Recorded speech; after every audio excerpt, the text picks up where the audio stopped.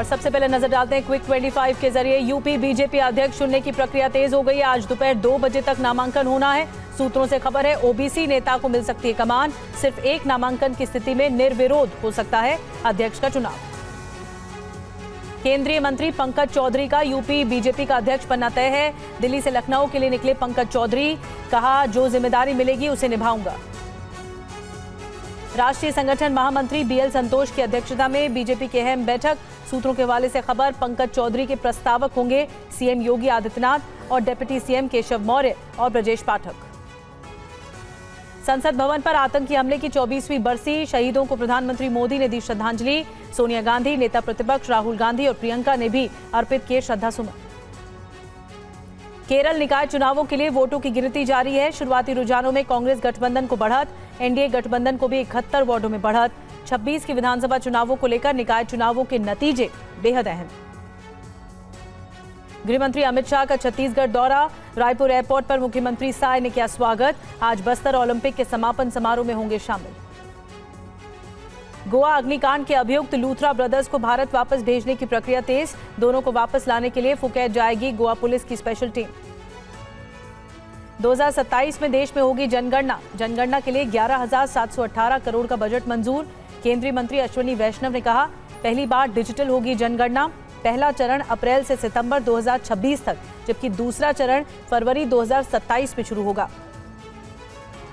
शिवसेना उद्धव ठाकरे गुट प्रमुख उद्धव ठाकरे ने अलग विदर्भ की मांग को खारिज किया है। कहा अलग विदर्भ की मांग गलत है, कोई विदर्भ को तोड़ नहीं सकता।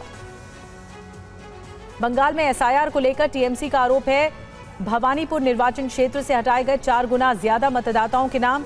2,06,295 मतदाताओं में से 44,787 नाम हटाए हैं। बंगाल में एसआईआर प्रक्रिया में नामों की कटौती को लेकर सीएम ममता बनर्जी के आरोप पर चुनाव आयोग का जवाब। कहा नाम हटाने के सभी कारण ड्राफ्ट रोल में साफ होंगे। बंगाल में एसआईआर में चौंकाने वाले तथ्य सामने आए हैं। 12 लाख वोटर 15 साल की उम्र में बन गए थे पिता। 3 लाख से ज्यादा वोटर 40 साल की उम्र में बन गए थे दादा। वोट चोरी के खिलाफ देश भर में हस्ताक्षर अभियान चलाएगी कांग्रेस। पार्टी महासचिव केसी वेणुगोपाल ने दी जानकारी।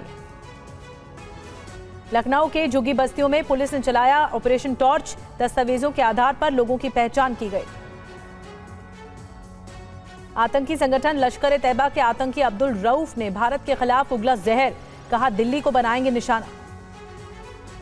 दिल्ली के कालकाजी में मां और 2 बेटों ने सुसाइड कर लिया। घर में फांसी के फंदे से लटके मिले शव।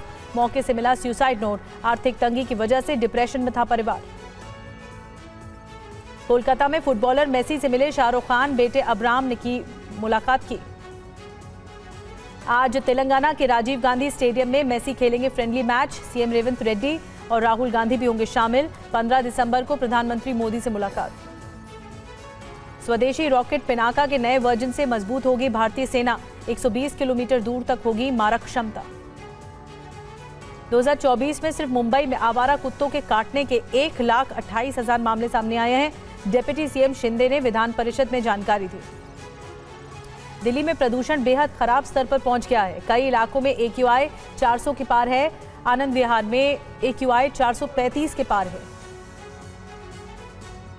ग्रेटर नोएडा में कोहरे के कारण आपको बता दें बड़ा हादसा हो गया। पूर्वी पेरिफेरल एक्सप्रेसवे पर एक के बाद एक टकराई 6 गाड़ियां। बिहार में अतिक्रमण के खिलाफ बुलडोजर एक्शन। शहरी इलाकों के बाद खेतों में भी चला बुलडोजर। किसानों ने किया जोरदार प्रदर्शन। पीओके में आतंकी संगठन लश्कर ए तैयबा ने बढ़ाई आतंकी गतिविधि। फिर से तैयार कर रहा है आतंक के अड्डे। कई जगहों पर मरकज की आड़ में आतंकी ठिकानों की तैयारी चल रही है। ओडेसा पोर्ट पर रूस का मिसाइल हमला। तुर्की के कार्गो शिप को बनाया निशाना। ब्लैक सी में यूक्रेन को हमले की इजाजत देने पर तुर्की को बारूदी जवाब।